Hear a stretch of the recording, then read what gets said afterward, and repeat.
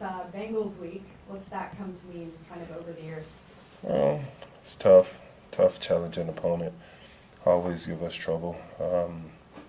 It's always a battle when we face those guys, whether it's in a regular game or AFC Championship. We know it's going to be a four-quarter battle. Last year, you guys played in the regular season. No Joe Burrow that time.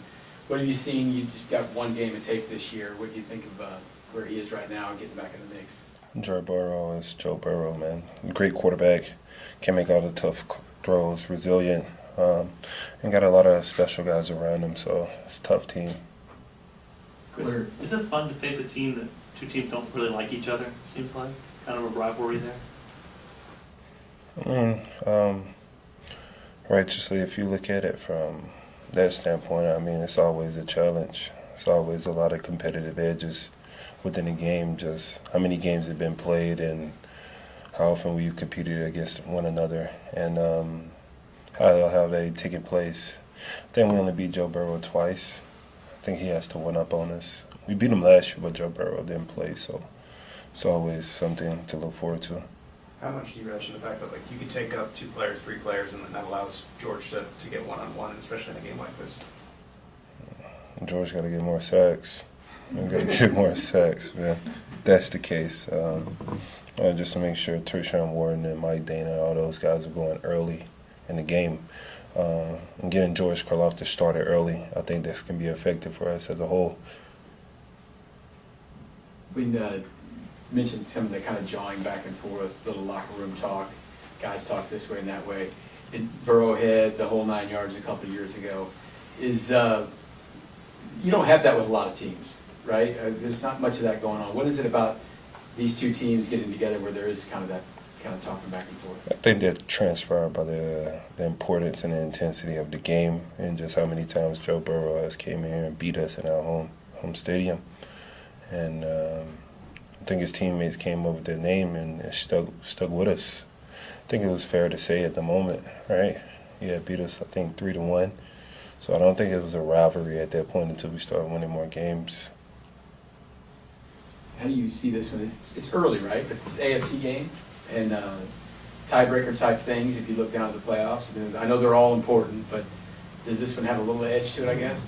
Yeah, anytime you face an opponent that can, in the later of the year, it can be your record can be affected by it, whether it comes down to us having the same record or positioning on playoff. I think is very important, especially for us and where we're trying to go and how this playoff is only one bye week now, and also the home field advantage, which is important for us. We would definitely love to stay at home, but it's kind of early to be worried about that. I think more so it's about making sure we're competing at a high level, facing a tough opponent, an AFC opponent at that. Chris, with the quarterback like Joe Burrow, how important is it from a rush lane perspective to kind of maintain him in the pocket so he can't take off? Joe Burrow is a heck of a quarterback on throwing the ball and making all the tough throws, but I think his running ability doesn't go as noticeable as everybody see.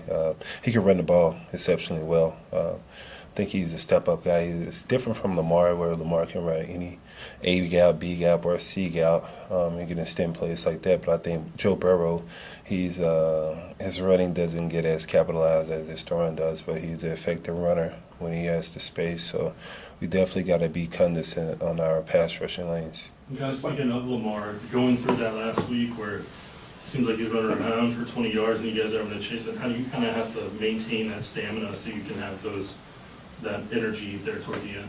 Yeah, it's very challenging chasing Lamar all over the field. As you can see, fourth quarter it showed at times. But it's a different type of quarterback. Lamar definitely runs a 4.2, 4.3. Joe Burrow is 4.7, 4.6, 4.8, somewhere in that area. But he's still effective on his feet. So being cognizant, I definitely love to chase Joe Burrow around other than Lamar. Anybody other than Lamar. It always offers a different type of challenge when you're rushing the passer. Last one, Pete. You're one of the better pass rushers in the league. Asking about a teammate, what's your assessment of Leo Chenal, even though it's a different position, as a pass rusher? He's been very effective for us, whether it's playing in coverage linebacker, whether it's setting the edge for us as an outside linebacker, or as asking him to line up at a 3-tech and bear front and, play his gap. And his talent showed for us last week. We was able to ask him from so many different positions, and that just shows you the body of work Leo has been put it forward. Starting with training camp, and the year before that, but this year it's a little more trust into it, and they're moving him around. He's been very effective for this defense. Okay. Thanks, Chris. Thank you, guys. Thank you.